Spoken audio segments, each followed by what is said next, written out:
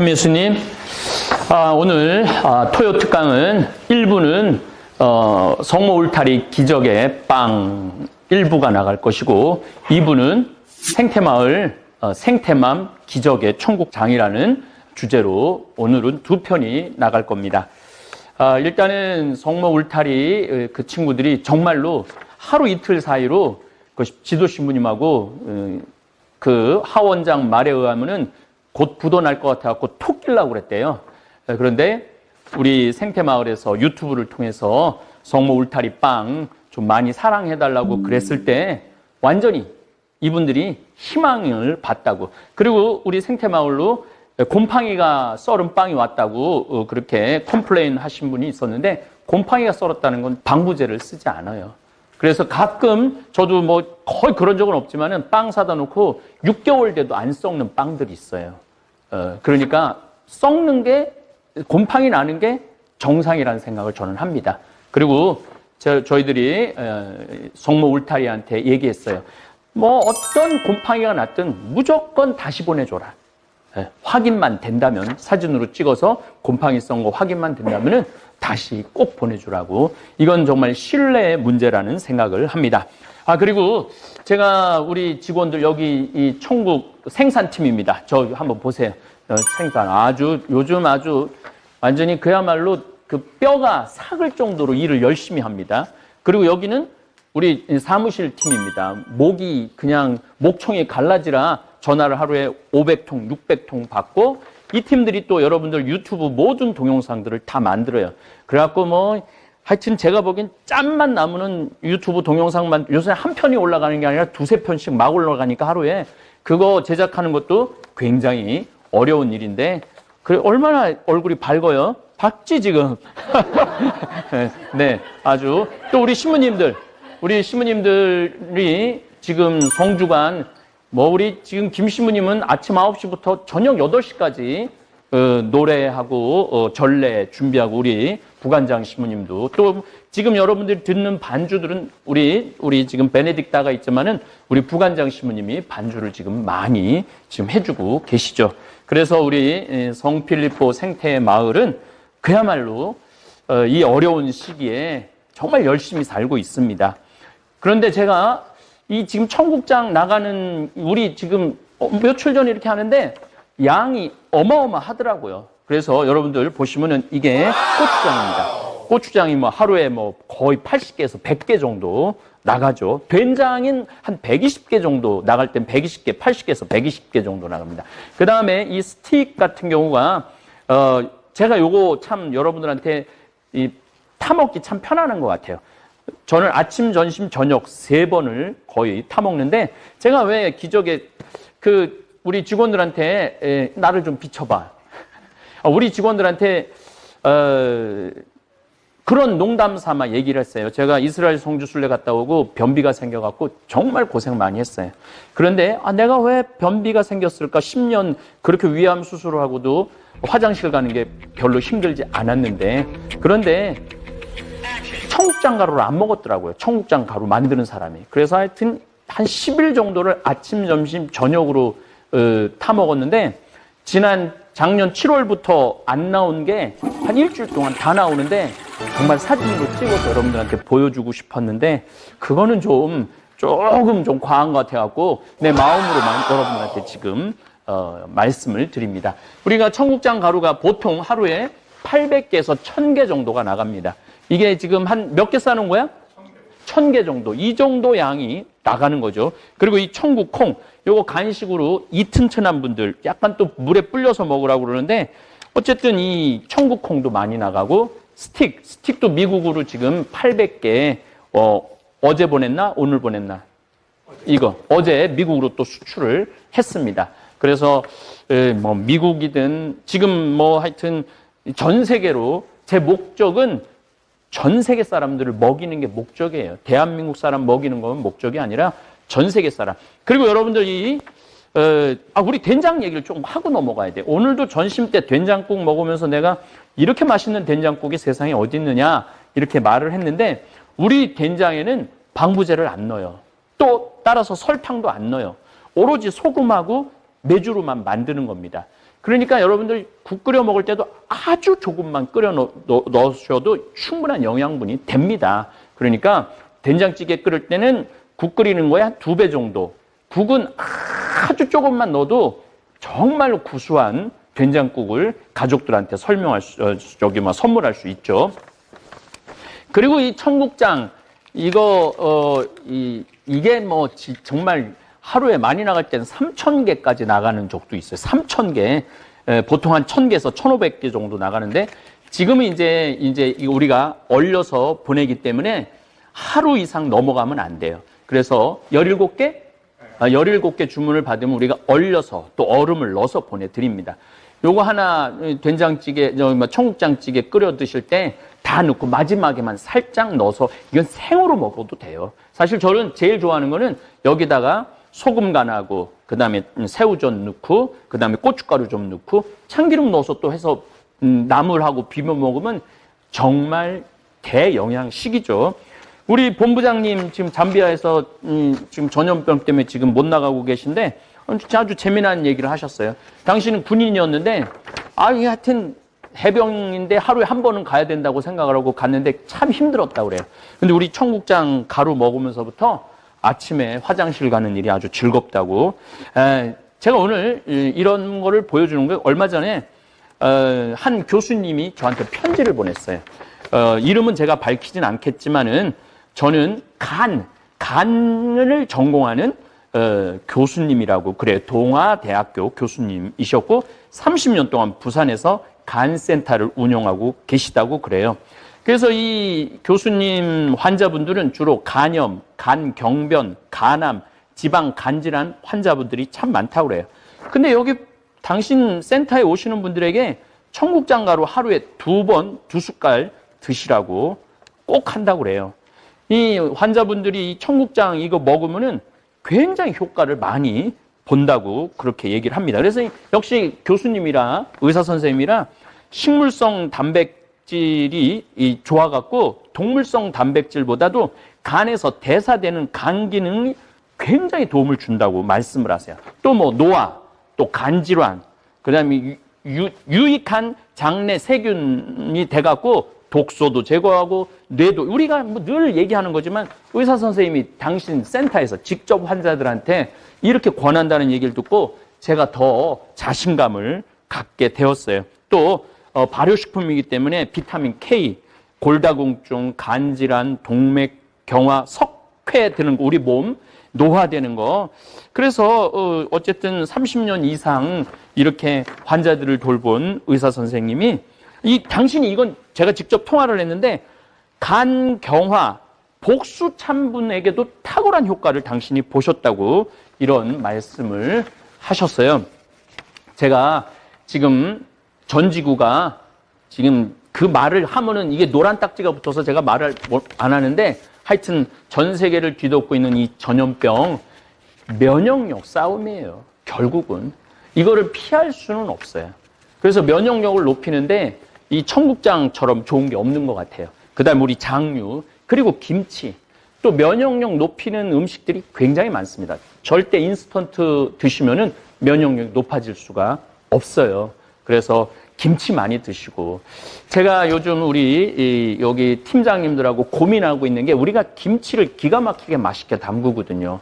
그리고 배추가 여기가 고냉지 배추 또 무도 맛있고 고추도 우리가 직접 키우기 때문에 이 좋은 김치를 좀 햇섭을 만들어서 하면 어떨까 요즘 많이 고민 중에 있어요. 우리 생태마을을 만든 제 목적은 대한민국 국민들한테 건강한 먹을거리 제공하는 것이고 또 우리 농민 아마 작년에는 한 2,200, 400가마 했는데 올해는 한 3,600가마 정도 우리 콩을 소비할 수 있을 것 같아요. 많은 유튜브 구독자님들이 이렇게 우리 이게 매일 나가는 거예요. 매일 나가니까 정말 우리 직원들이 지금 거의 녹고 있어요. 그래서 제가 요즘 우리가 항상 재고를 2만 킬로를 하는데 15,000킬로까지는 괜찮으니까 조금씩 쉬면서 하자. 그래서 우리 생태마을에서는 사무실도 한 명 더 채용하고 농장도 한 명 더 채용하고 그다음에 청국팀도 한 명 더 채용할 계획을 갖고 있고 그동안 면접한 사람들 중에 우리가 연락을 해갖고 채용을 할 계획을 갖고 있습니다. 우리 같은 사람을 사회적 기업이라고 얘기를 합니다. 이 지역에 살면서 지역 농산물을 가지고 이 지역민들, 지금 40명이 우리 생태마을에서 아주 즐겁게 일을 하죠. 굉장히 뭐 일반 회사 중소기업보다는 굉장히 많이 주죠. 그게 제 기쁨이에요. 그래서 뭐 집도, 저 친구 집도 샀잖아요. 제가 늘 말하지만 저 우리 집에서 한 4년, 5년 근무하고 몇 평이야? 100평? 80평? 80평? 80평짜리 밭 있고 집도 사갖고 저 지금 너 몇 살이야 지금 제동이? 24살 고등학교 졸업하자마자 와서 집 샀잖아요. 그러니까 저는 대학 졸업하는 거 그렇게 중요하게 여기지 않아요. 그래서 여러분들도 우리 생태마을이 조금 더 되면 지금 다 젊은이들이잖아. 얼마나 젊어요. 그러니까 젊은이들. 근데 문경 우리 신부님도 계시지만 문경도 저 많은 젊은이들이 세상을 살리고 사람을 살리고 자신도 행복하게 살 수 있는 그러한 건강한 사회적 기업으로 거듭나고 싶습니다.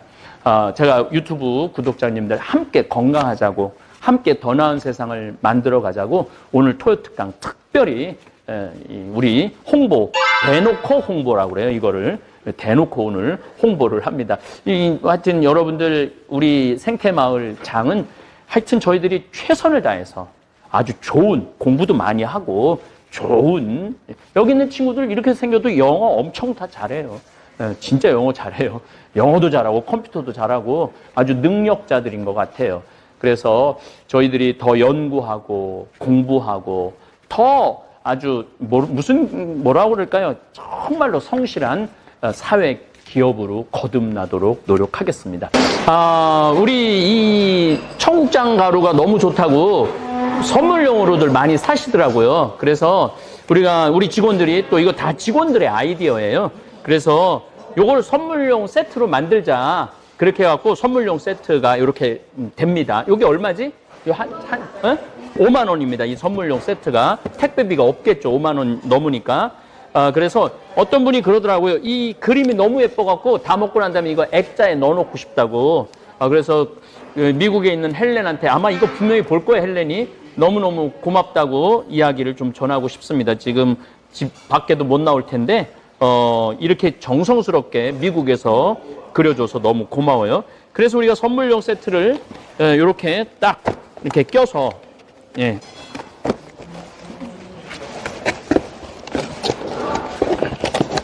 이렇게 딱 들어가지, 이렇게 들어가는 거지. 그 다음에 간장. 그러니까 청국장, 청국콩, 그 다음에 된장, 그 다음에 고추장, 간장. 그리고 또 이렇게 해서 청국장 가루를 맨 위에 올려서 여기 움직이니까 이렇게 하는 거지. 움직이니까 이렇게 우리가 넣습니다. 그래갖고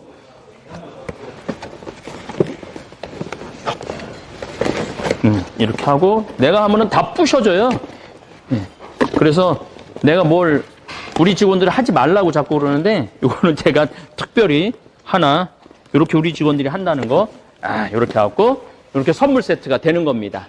그래서 여러분들도 뭐 이렇게 드시면 좋겠지만은 요거는 정말 소중한 사람들한테 선물 세트로 이렇게 주시면은 뭐 비싸지도 않아요. 5만 원이니까 참 마음을 전해줄 수 있는 좋은 선물인 것 같아요. 그래서 우리 생태마을에 이런 제품도 있다는 거 이번 기회에 여러분들한테 소개를 드립니다.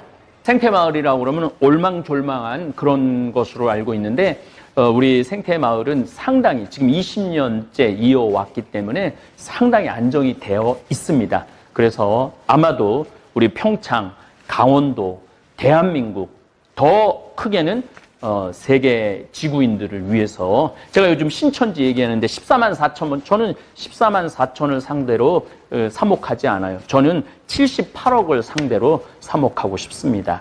여러분들 제 강의 열심히 들으시는 분들이 저하고 생각이 똑같으면은 저만큼 영향력을 미치는 분들이라는 생각을 저는 합니다. 이번에 성모 울타리 살려주는 그런 모습을 보면서 얼마든지 좋은 아이템, 좋은 이런 주제를 가지고 어려운 공동체, 이건 한국만 얘기하는 것이 아니에요. 전 세계에 우리가 나눌 수 있다면 얼마든지 나눌 수 있다는 생각을 합니다.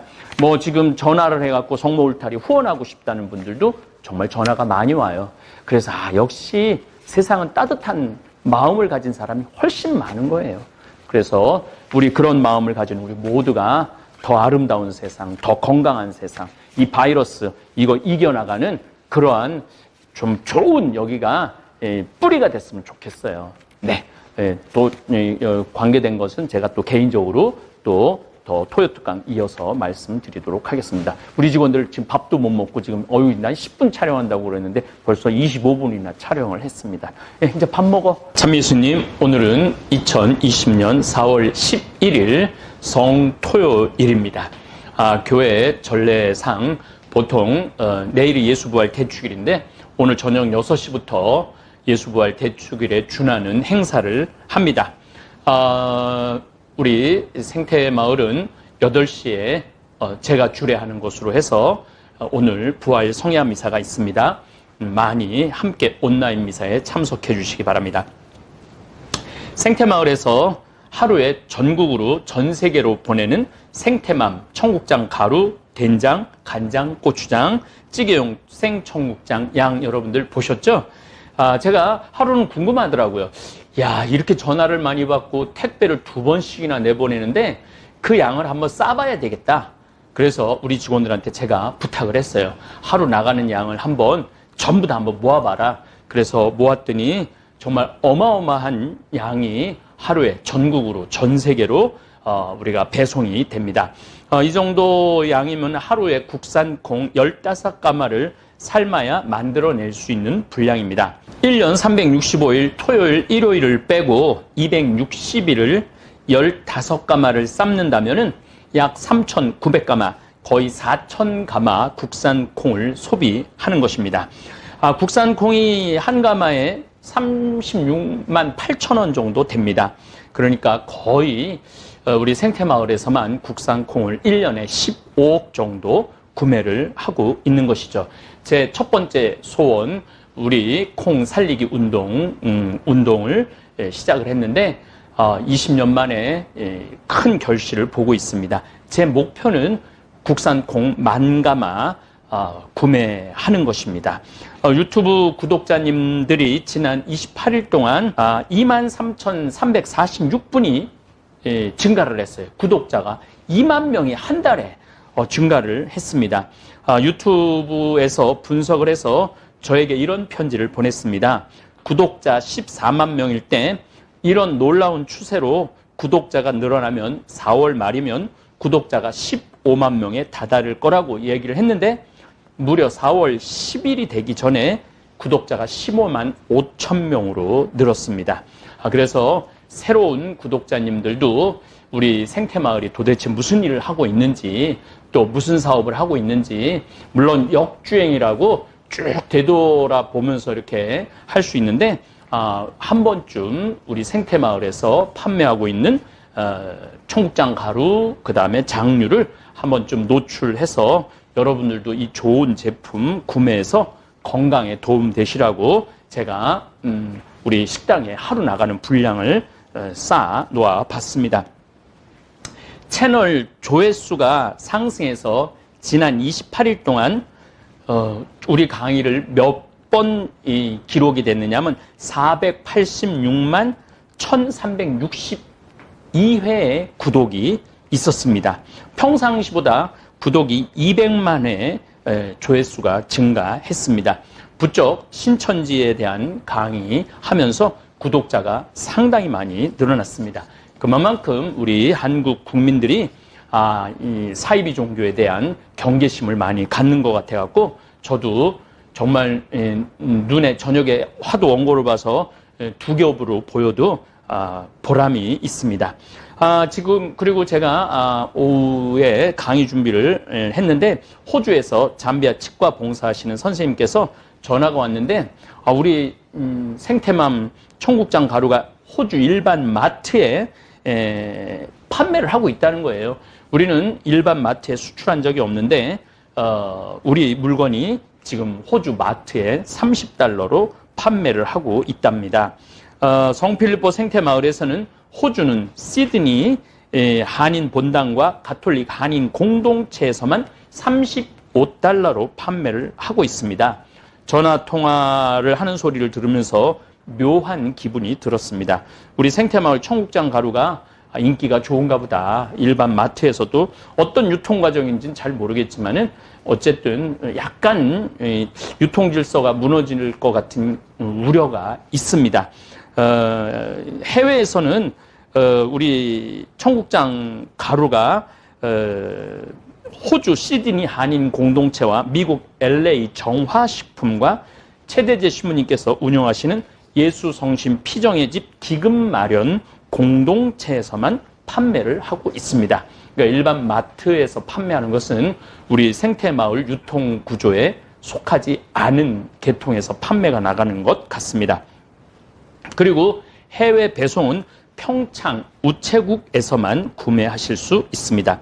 저는 국산 콩 살리기 운동에 동참하고 싶은 분들에게는 얼마든지 우리 청국장 가루 제조법, 청국장 찌개용 청국장 제조법 공유할 의향이 있습니다. 우리 황토방에서 정말 최적의 상태에서 바실러스 납두균을 배양할 수 있는 그런 기술 많은 분들이 배워갖고 와서 정말 정직하게 해서 우리 콩 더 많이 살린다면 저는 그걸로 만족합니다. 제가 늘 드리는 말씀이지만 소탐대실입니다. 조그만 욕심을 부리다가 큰 것을 잃는 경우가 많습니다. 조상님들의 지혜가 총 집합되어 있는 청국장 가루의 품위를 떨어뜨리는 사람들이 간혹 있습니다. 지금 대한민국 청국장 가루 1kg 평균 가격이 38,000원입니다. 저희들이 한 30개 업체 정도가 청국장 가루를 판매하죠. 전부 다 모아서 평균을 내봤어요. 그랬더니 38,000원이더라고요. 평창 생태마을은 10년 동안 콩값이 뛰든 내리든 1kg에 3만 원을 받고 있습니다. 요즘 생태마을에 전화 주문이 너무 많이 와서 10명의 직원이 전화를 받는데도 다 못 받아내고 있습니다. 한술 더 떠서 오늘 오전에 아마 성모 울타리 토요트깡 나갔을 겁니다. 성모 울타리 우리 엄마빵, 이래빵 주문도 평창으로 하시는 분들이 있어서 더 정신이 없습니다. 아마 내일 모레 우리 직원들 아마 정신이 없을 거예요. 아마 전화하시는 분들도 짜증이 나리라 생각을 합니다. 전화가 계속 불통인 경우가 많죠. 그래서 조금 젊으신 분들은 인터넷 검색에서 성필리포 마을을 네이버에서 치시면은 또 다른 다음에서 치셔도 똑같습니다. 생태마을 홈페이지로 이동을 합니다. 홈페이지에서 맨 위에 우리 생태마을 연혁, 그 다음에 생태마을 소개, 피정 다 나오는데 그리고 여러분들이 후원한 후원 금액 사용 내역서도 다 나옵니다. 그래서 우리 생태마을의 후원을 어떻게 하고 어떻게 쓰여지는지도 한 번쯤 들어와서 확인하시는 것도 좋을 거라고 생각을 합니다. 거기에 생태맘 장터를 클릭을 하시면 그 다음부터는 아주 쉽게 구매할 수 있는 그 코스가 다 돼 있습니다. 스마트폰으로도 구매 가능합니다. 전화는 할머니들에게 양보해 주시면 감사하겠습니다. 할머니들은 컴퓨터 쓰는 게 조금 익숙치 않으시니까 할머니들은 우리 생태마을 직원들이 상담을 아주 상냥하게 잘 해줍니다. 그리고 제 나이보다 한 60 언저리 있는 분들은 컴퓨터 웬만하면 하실 수 있으니까 컴퓨터로 들어오시면은 그 짜증스러운 일도 없으실 겁니다. 그리고 제가 앞부분에서도 말씀드렸지만 부산에서 30년 동안 간센터를 운영하시는 의사 선생님 이야기를 잠깐 더 드리겠습니다. 부산에서 할머니 한 분이 평창 생태마을로 전화하셔서 부산에서 유명한 간센터 의사 선생님이 계신데 그 선생님 이름만 대면 웬만하면 다들 아시는 선생님이라고 그러시더라고요. 저희들은 그렇게까지 유명하신 분인 줄 몰랐는데 그 간이 안 좋은 할머니에게 청국장 가루 드시라고 해서 전화했다고 주문하는 내용을 제가 사무실에서 들었습니다. 그래서 생태마을 홈페이지에 우리 바오로 선생님께서 청국장의 효능을 보내오신 내용을 따로 올리겠습니다. 그래서 성필리포 생태마을 하면은 우리 홈페이지가 나오면 거기서 여러분들 자세하게 공부하시면은 야, 우리 청국장 가루가 이렇게 조상님들이 이렇게 좋은 것들을 우리한테 물려줬구나 하는 것을 아마 배우실 수 있을 것입니다.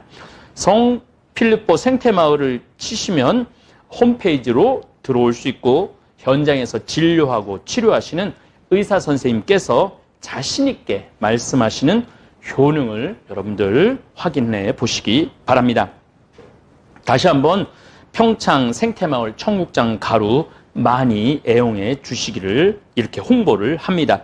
그리고 청국장 드시고 효과 보신 분들이 댓글을 달아주신 것을 기본으로 청국장 효능에 대해서 말씀을 드리겠습니다. 아델라 농장 닉네임을 가지신 분이 된장과 고추장과 청국장만 있으면 마켓 안 가도 돼요. 맞습니다. 그 집은 장맛이 음식 맛을 결정을 하죠. 우리 생태마을 음식 참 맛있다고 그러는 이유가 장이 맛있기 때문입니다. 또 엘꿈이라는 분이 네, 농사 잘 드셔서 또 좋은 청국장, 그러니까 농사 잘 지셔서 좋은 청국장 보내주세요. 우리 손녀가, 이거 굉장히 중요한 얘기입니다. 우리 손녀가 배가 아파서 응급실에 실려가고 그랬는데요. 사진을 찍어보니까 장에 변이 붙어 있었어요. 그래서 약을 많이 타왔는데 안 먹고 청국장 가루를 타 먹여봤어요. 그런데 변도 예쁘고 배도 안 아프고 건강이 좋아졌답니다. 신부님, 올해도 좋은 청국장 많이 만들어주세요. 감사합니다. 이 정말 그 변비 있는 분들, 변이 안 좋으신 분들 정말 좋은 것 같아요. 제가 기적의 청국장이라고 아주 여러 차례 말씀드리죠. 저도 고생을 했는데 아침, 점심, 저녁으로 밥만 먹고 난 다음에 청국장 가루 타먹어. 이제는 뭐 완전 제 얼굴 색깔이 아마 지난 3월 초하고 지금하고 엄청나게 색깔이 많이 달라진 걸 여러분들 눈으로 확인할 수 있으실 거예요. 왜냐하면은 제가 지난 3월 이스라엘 갔다 오고부터 한 일주일 변비로 고생하고 그다음부터 청국장 가루 정말 하루에 2번, 3번씩 타먹으니까 정말 얼굴이 이제 완전히 건강한 모습으로 돌아왔습니다. 그리고 또 이승지라는 분이 글을 올려줬어요. 어제 남편이 논현동 식당에서 김치찌개를 시키고 성호를 긋자 식당 주인께서 사이다를 서비스로 주셨다고 얘기하네요. 성호만 그었을 뿐인데 사이다가 생겼네요. 제가 이거는 뭐 참 너무 아름다운 글이라 제가 올렸습니다. 신천지는 자기 신분을 1년을 감추죠. 근데 우리 가톨릭 신자들은 어디서든지 내가 천주교 신자라는 걸 표시할 수 있어요. 뭘로 할 수 있어요? 성호 긋는 거예요. 성호. 밥 먹을 때, 밥 먹고 난 다음에 또 뭐 지나가다가 장례차가 지나가도 성호 긋고 그 영혼을 위해서 기도해주고 또 정말 불쌍한 사람이 있으면 성호 긋고 그 사람을 위해서 기도해주는 거 참 아름다운 모습입니다. 성호는 정말 우리 천주교 교우들한테 자랑스러운 그리스도인의 표징이에요. 입 맞았다고 그냥 14만 4천 명 그거 입 맞으려고 그냥 자기 신분 감추고 뛰어다니는 것보다 얼마나 이게 정말 아름다운 모습이에요. 또 성호 긋는다고 식당 주인 아주머니가 사이다 한 병도 그냥 주고 이게 바로 그리스도인의 사랑 나눔이라고 저는 생각을 합니다. 시부님, 청국장 너무 많나요? 우유에 요구르트, 맹물에 소금알, 새알 제가 한 5알 넣으라고 그랬는데 3알 타서 먹는데 짱입니다. 언제 피정 갈 수 있을까요? 오늘 한 30명 선으로 줄어들었어요. 확진자가. 제가 보기에는 조금만 우리 국민들이 사회적 거리를 유지하신다면은 4월 말이면은 풀릴 것 같아요. 그리고 우리 생태마을은 한 2주 뒤에 5월 둘째 주, 셋째 주부터 피정을 본격적으로 할 겁니다. 그동안 집에서 갇혀 있었던 많은 분들 우리 평창 꽃 어제도 500만 원어치 사다 심었어요. 아주 엄청 예쁘게 지금 꾸미고 있으니까 우리 생태마을 많이 오시기를 바라겠습니다. 이제 이렇게 생태마을 이제 열릴 때 제가 유튜브로 신청하시라고 그러면은 최대한 하여튼 어떤 방법으로든 한 번에 한 200명까지 우리가 수용 가능하니까 모든 분들이 와서 평창 싱그러움을 누릴 수 있도록 노력하겠습니다. 또 이 명옥이라는 분은 저는 간장, 고추장, 된장, 청국장 가루 모두 애용하고 있습니다. 간장도 진하고 너무 맛있습니다. 감사합니다. 저는 개신교인입니다. 그런데 신부님 강의를 잘 듣고 늘 감사하게 생각합니다. 생태마을에서 만든 모든 장들이 모두 맛있어요. 신부님 늘 건강하십시오. 그래요. 사실은 종교가 배타성을 가질 때 그때부터 갈등이 생기는 거예요. 서로 포용성을 가지고 있을 때 종교, 인류는 어떻게 보면은 나중에 뭐 제가 한번 소크라테스의 변론, 그 다음에 우리 성서 사복음, 사서삼경 그 내용이 거의 일맥상통해요. 조금만 포용적인 마음을 가지고 있다면은 우리 인류가 조금 더 나은 세상으로 나아갈 수 있을 것 같아요. 그래서 우리 개신교 우리 성도님 정말로 감사를 드립니다. 그 다음에 강경자라는 분이 신부님 저희 집은 된장, 간장, 청국장 다른 제품 못 먹습니다. 된장국 먹을 때마다 맛있어서 늘 감사하고 먹고 있습니다. 예, 이렇게 글을 보내주셨어요. 또 조수옥이라는 분은 무교인데요. 아예 신앙이 없으신 분이에요. 신부님 강의를 접하게 되었고 덕분에 청국장 가루도 구입하게 되었습니다. 아주 색깔이나 냄새가 좋아서 다음에도 또 구매할 계획입니다. 항상 건강하시고 좋은 강의 감사합니다. 그래요. 종교가 없는 분도 소통이 되잖아요. 이게 얼마나 좋아요. 그래서 저 역시 보편적이고 객관적인 내용으로 강의를 하려고 굉장히 많이 노력을 합니다. 이지유라는 분은 신부님 안녕하세요. 저도 된장 주문해서 먹는데 정말 맛있어요. 너무 짜다고 걱정하시는데 그렇게 짜지 않고요. 그렇게 짜지 않다고 얘기를 합니다. 근데 짜요. 그러니까 항상 조심해서 장 조절해서 된장찌개, 된장국 드시기 바랍니다. 참미예수님, 신부님 감사합니다. 청국장 가루 잘 먹고 있습니다. 천일염 몇 알 넣어서 먹어보니 정말 먹기 편하고 좋습니다. 이 천일염을 먹는 것은 매일 꼭 섭취해야 되는 미네랄이 있습니다. 이 천일염 안에는 미네랄이 아주 풍부하죠. 여성들 갱년기에 많은 도움이 된다고 그럽니다. 또 레지다 서연이라는 분은 신부님 배우면 우리 황 신부님이시다 하고 반갑고 기쁘답니다. 청국장 가루 주문해서 계속 먹고 있는데 냄새도 안 나고 너무 맛있답니다. 냄새가 나면 일단 썩은 거예요. 그러니까 청국장 찌개든 청국장 가루든 냄새가 나면 안 돼요. 구수해야 합니다. 많은 분들께 생태마을 청국장 가루 드셔보시라고 권한답니다. 우리 청국장 가루 홍보 대사이신 거죠. 전 위가 안 좋은데 청국장 가루 먹으면 속이 무지 편안하거든요. 청국장도 오늘 끓여서 먹었는데 찌개용 말씀하시는 거예요. 구수하고 맛있답니다. 이런 글들을 읽으면 제가 한번 구질구질하게라는 강의를 한 적이 있는데 굉장히 기쁘고 보람 있습니다. 또 도나타라는 분이 참미예수님 청국장 가루 1년 동안 꾸준히 먹고 있는데 변비에 좋고 위도 많이 아팠었는데 많이 편해졌어요. 또 창공에 빛난 별이라는 분은 청국장 가루 3년째, 이분이야말로 그야말로 우리 생태마을의 열성 당원이죠. 3년째 먹고 있는데요.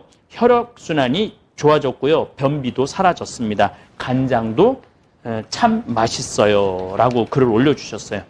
또 허영순이라는 분이 얼마 전에 구입한 간장 너무 맛있어서 요리 솜씨가 없었는데 만난 간장 덕에 요즘 요리에 재미가 생겼습니다. 신부님 정말 멋지십니다. 그런데 여러분들한테 좀 안타까운 말씀을 드려야 될 것 같아요.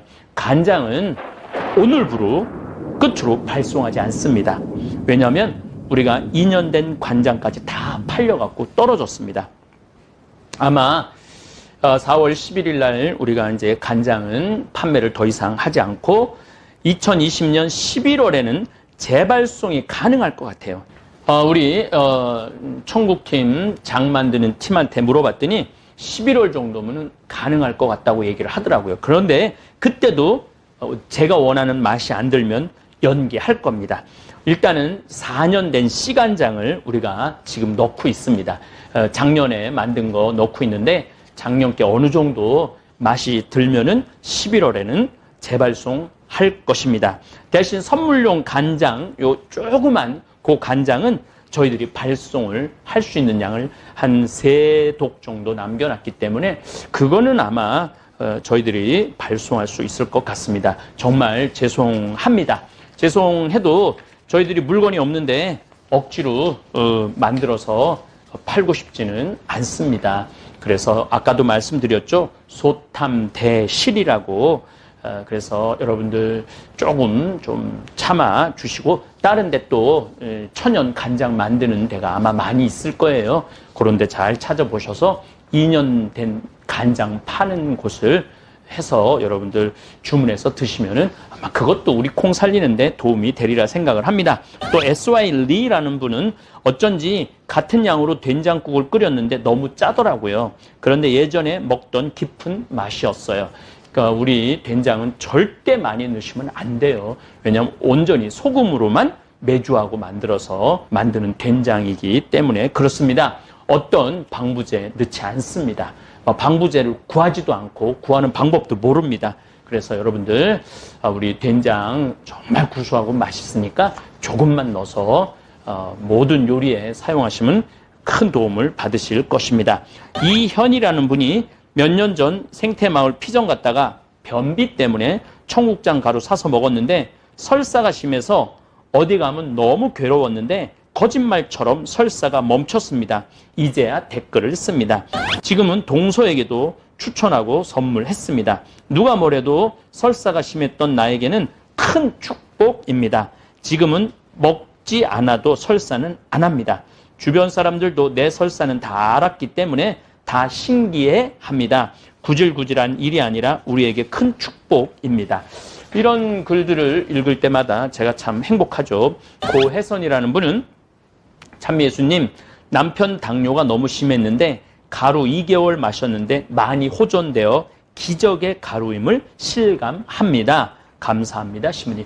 우리 이 청국장 가루가 당뇨에 참 좋다고 그래요. 그리고 철분이 굉장히 많습니다. 철분은 우리가 좀 웃지 못할 일이 있었어요. 자꾸 이제 여러 기관의 연구소에 우리 걸 의뢰하고 미국 FDA 승인 받을 때도 우리가 철분이 많다고 자꾸 나와서 그때는 정말 무식했기 때문에 철을 우리가 넣지가 않는데 왜 철이 많이 나오지? 그래서 고속 자석으로 굉장히 강한 자석으로 혹시 쇳가루가 올라오나 해봤는데도 쇳가루가 안 올라오는데 그 철분이 아니더라고요. 보통 40, 50, 60 나이 먹어가는 분들한테는 철분이 빠지면서 뼈도 모든 기능이 무너진다고 그래요. 근데 이 청국장 가루의 철분이 정말 좋은 철분이 풍부한 거죠. FDA, 미국 식품의약청에서도 우리 철분을 많은 거를 증명을 해줬습니다. 요즘 미국 요즘 그렇게 막 신뢰가 가지는 않습니다.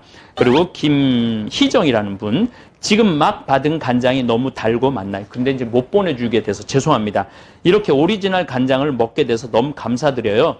청국장 가루는 진짜 고소해서 맛있게 물에 타 먹었어요. 입자가 고와서 깜놀했어요. 신부님 감사드려요. 또 이 루시아라는 분은 찌개 청국장 먹으면 장이 편안함을 느낍니다. 이 찌개용 우리 청국장 정말 간 안 하고 순수하게 잘 띄워갖고 보내죠. 먹어도 물리지 않고요. 간장 국 끓이는데 조미료가 필요 없을 만큼 맛이 납니다. 앞으로 집에 장 만들지 않겠습니다. 집 간장은 그만 나지 않고 복잡하고요. 그런데 하여튼 간장을 못 보내드리게 돼서 정말 죄송하게 생각을 합니다. 아마 내년까지 아마 계속 밀릴 것 같아요. 간장은. 그래서 이제 올해는 10월 말 11월에 메주를 굉장히 많이 만들어서 장을 많이 만들어낼 생각입니다. 윤영자님, 청국장 가루, 신부님의 사랑과 직원들의 정성이 깃든 청국장 가루, 대살림 회원인 저도 매월 1kg씩 9개월째 먹고 있습니다. 매일 아침 시원하게 쾌변을 보며 생리통이 심한 딸아이는 진통제 복용 없이 편하게 보낼 수 있어 무한 감사드립니다. 신부님 부디 신부님을 사랑하는 모든 이들을 위해 건강 꼭 챙기시길 기도드리겠습니다. 저도 요즘 청국장 가루 열심히 먹고 또 나를 열심히 치료해주는 선생님이 계셔갖고 침도 열심히 맞고 이렇게 응원해주는 분들이 계시기 때문에 이제 내 몸이 아니라는 생각을 저도 참 많이 합니다. 그래서 건강관리 참 많이 하고 제가 살도 벌써 5kg가 쪘어요. 이제 1kg만 더 찌면은 제 몸의 최적의 상태가 될 것 같습니다. 그래서 저는 58kg가 목표인데 지금 57kg까지 쪘어요. 이스라엘에서 올 때는 52kg였는데 5kg가 살이 쪘습니다. 그래서 아주 기분도 좋고 잠도 좀 잘 자고 또 아침에 상쾌하게 6시에 일어나고 제가 말씀드렸죠. 지금 자가격리하면서 신학교 생활처럼 생활하고 있다고 뭐 공부도 많이 하고 운동도 많이 하고 이 생태마을 산책도 많이 하고 그럽니다. 수훈투라는 분은 이건 제가 꼭 이제 마지막 댓글입니다. 풍성한 콩을 보기만 해도 바이러스 때려잡는 것 같아요. 저의 미국 남편, 미국 백인인 것 같아요. 청국장가루 저녁마다 열심히 먹고 있어요. 감사합니다. 건강하세요. 제가 우리나라 사람만 청국장 먹이는 게 제 목표가 아니에요. 전 세계 사람들 청국장가루 먹이는 게 제 목표입니다. 2020년 전 세계를 공포로 몰아넣은 전염병을 이길 수 있는 방법은 면역력입니다. 그리고 담배 피우시는 분들은 백신 개발할 때까지만이라도 담배를 줄여야 합니다. 사망률이 14배가 높다고 그러죠. 담배 피우는 분들이. 그래서 이번 전염병은 폐에 치명적인 영향을 미치기 때문에 폐에 안 좋은 담배를 끊으시고 우리 멘토 요셉 신부님 담배 요 기간은 좀 끊어놨으면 좋겠어요. 담배값 대신 청국장 가루 구매해서 드시면 면역력 높이는데 최고일 것입니다. 그리고 백신이 곧 나올 것 같으니까 그때까지만이라도 담배를 끊으시기를 내가 아주 이 유튜브를 통해서 간곡히 말씀드립니다. 저는 담배 끊은 지 20년이 넘었습니다. 제 인생에 가장 잘한 일 중 하나가 담배를 끊는 일입니다. 이번 성주관도 우리 김종호 신부님하고 둘이서 여러분은 외모가 중요하다고 생각하시나요? 많은 사람들이 외모보단 마음이 중요하다고 말합니다. 하지만 말은 그렇게 하면서도 정작 대부분은 외모를 보는데요. 상대방의 깊이를 알기 전까지는 첫인상이나 외모가 신뢰를 형성하는데 결정적으로 작용하는 것은 부정할 수 없습니다. 외모가 경쟁력이라는 말을 한 번쯤은 들어보셨을 겁니다. 이처럼 세상을 살아가는 데 있어서 외모는 정말 중요한 요소 중 하나입니다.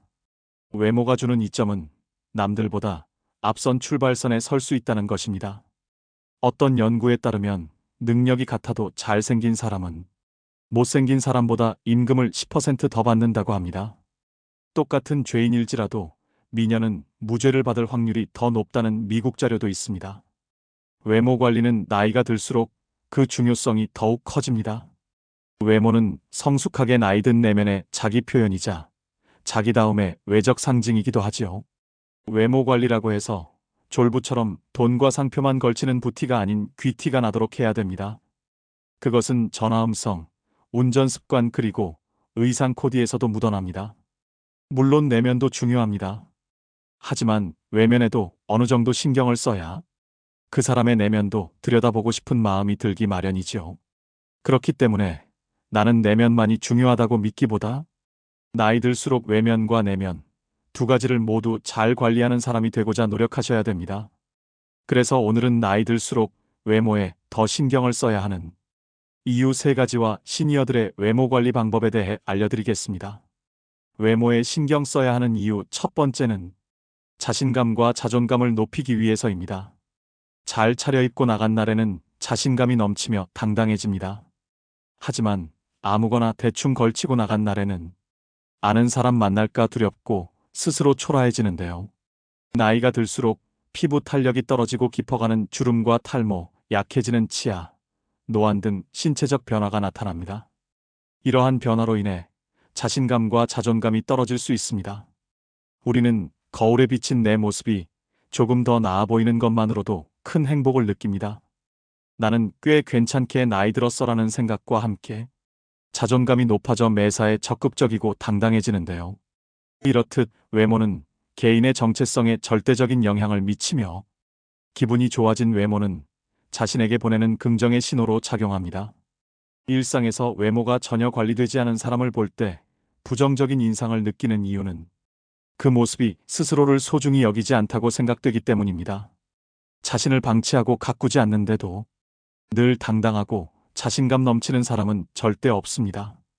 나에게 찾아온 부정적인 외모의 변화가 그저 바쁜 삶 때문이라고 혹은 나이 때문이라고 변명하고 계시는 분들도 있으실 겁니다. 사람들은 만족스럽지 않은 상황에 놓이면 자신의 책임을 가장 늦게 생각하는 경향이 있는데 이는 외모 관리에서도 마찬가지입니다. 현재의 나의 모습은 지금껏 내가 하루하루 만들어온 결과물 그 자체입니다. 푹 파인 미간주름은 수년간 얼굴을 찌푸린 습관 때문이고 처진 입꼬리는 자주 웃지 않은 결과이며 탄력 없이 늘어진 팔뚝은 나태함의 결과이죠.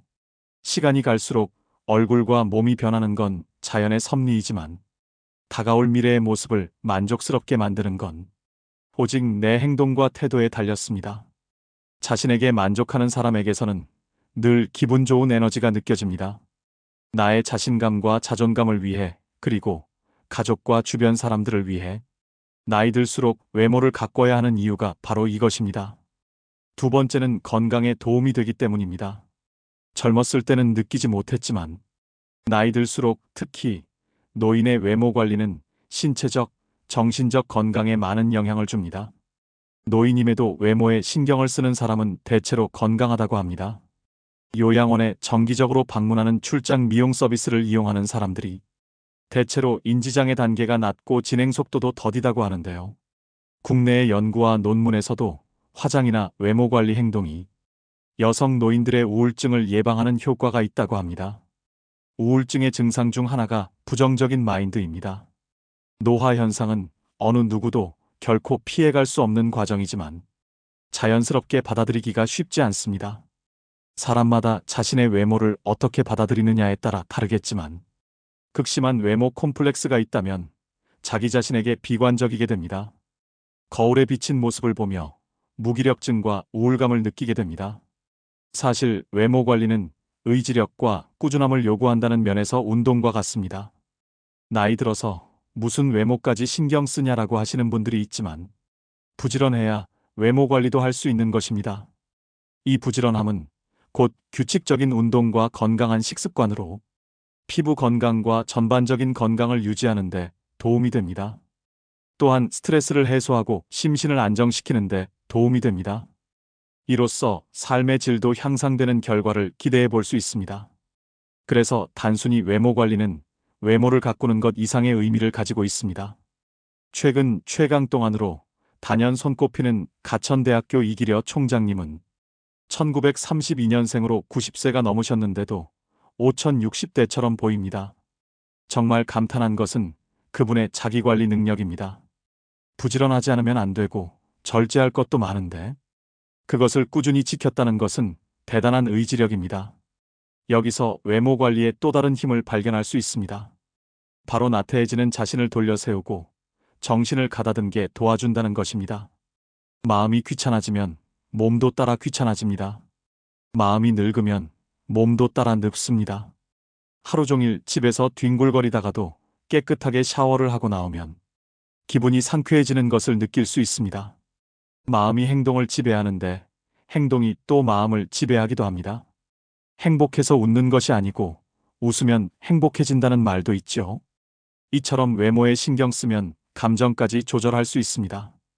어떤 분들은 살아가는데 외모가 중요하지 않다고 말합니다. 외모보다 성격이고 나이 들면 외모는 다 거기서 거기라고 말합니다. 그러나 제가 말씀드리는 외모 관리는 더 넓은 범위입니다. 이러한 외형의 관리가 정신적, 육체적 건강에도 상당히 도움이 된다는 점을 말씀드리는 것입니다. 세 번째는 후광 효과로 인한 신뢰감을 줄 수 있기 때문입니다. 어떤 사람이 서울대학교를 나왔다고 하면 우리는 그 사람이 성격도 좋고 인성도 좋고 성실하며 여러 가지 긍정적인 성격을 가졌을 것이라고 판단을 내리게 됩니다. 이렇게 서로 관련 없는 특성들을 관련 있다고 잘못 판단 내리는 것을 후광 효과라고 하는데요.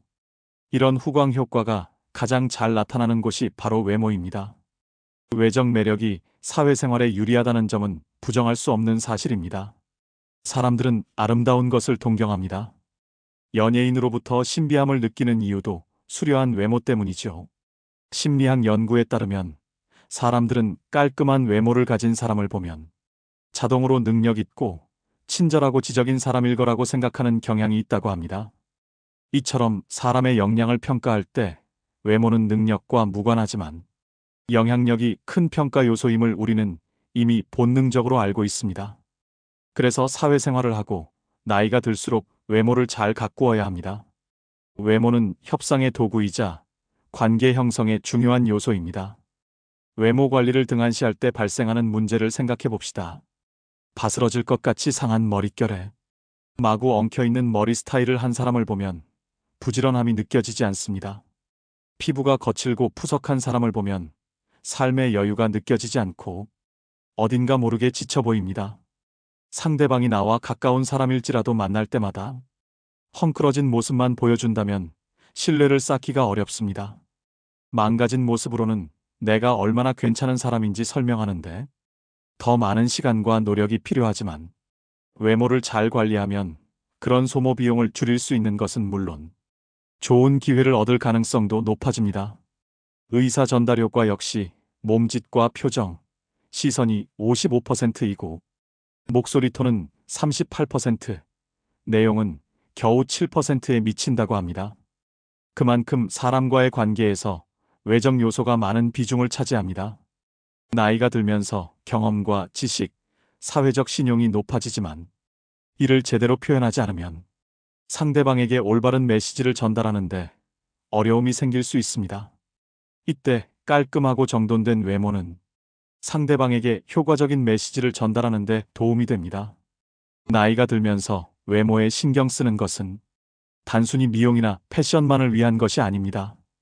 이는 상대방에게 자신의 가치와 신뢰감을 전달하는 수단이 되며 이를 통해 사회활동 참여를 더 원활하게 할 수 있습니다. 이렇게 나이 들수록 외모가 중요한 이유 3가지에 대해 알아봤는데요. 외모를 전혀 신경 쓰지 않는 사람들을 만나보면 내면 역시 그리 건강하지 못한 경우가 많습니다. 머리에 기름이 끼고 얼굴빛이 칙칙하며 배가 볼록 나온 사람 중에 스스로를 잘 돌보는 사람에 거의 없지요. 사실 내면이 성숙한 사람들의 외모가 그렇지 못한 사람들보다 훨씬 더 보기 좋은 경우가 많습니다. 그렇다면 외모 중 나이 들수록 꼭 신경 써야 하는 부분 4가지는 무엇일까요? 먼저 첫 번째는 몸매보다 자세 관리입니다. 나이가 들수록 팔을 등 뒤로 젖히고 걷는 경우가 많습니다. 실제로 노인의 보행 자세를 보면 대개 허리를 구부정하게 굽히고 팔을 뒤로 한 채 걸어갑니다. 그 이유가 뭘까요? 노인들이 팔을 등 뒤로 한 채 걸어가는 이유는 몸통이 앞으로 넘어가지 않도록 지지하기 위함인데요. 나이가 들수록 근육량과 유연성이 떨어져 척추의 곡선이 뻣뻣해지고 등이 앞으로 굽고 거북목을 가지게 되는 경우가 많습니다. 노년기에 허리가 굽지 않고 꼿꼿한 자세를 유지하기 위해서는 평소 항중력근을 잘 관리해야 합니다. 항중력근은 몸을 세우는 근육으로 자세와 보행 기능, 균형 감각을 유지하는 역할을 합니다. 기본은 규칙적인 운동과 생활 관리입니다.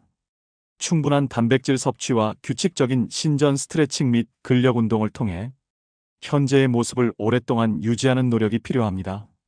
매일 7,500보 이상 걷고 유산소 운동과 수영, 자전거 타기 등 운동도 도움이 됩니다. 바른 자세는 자신감과 자세한 인상을 주는데도 도움이 됩니다.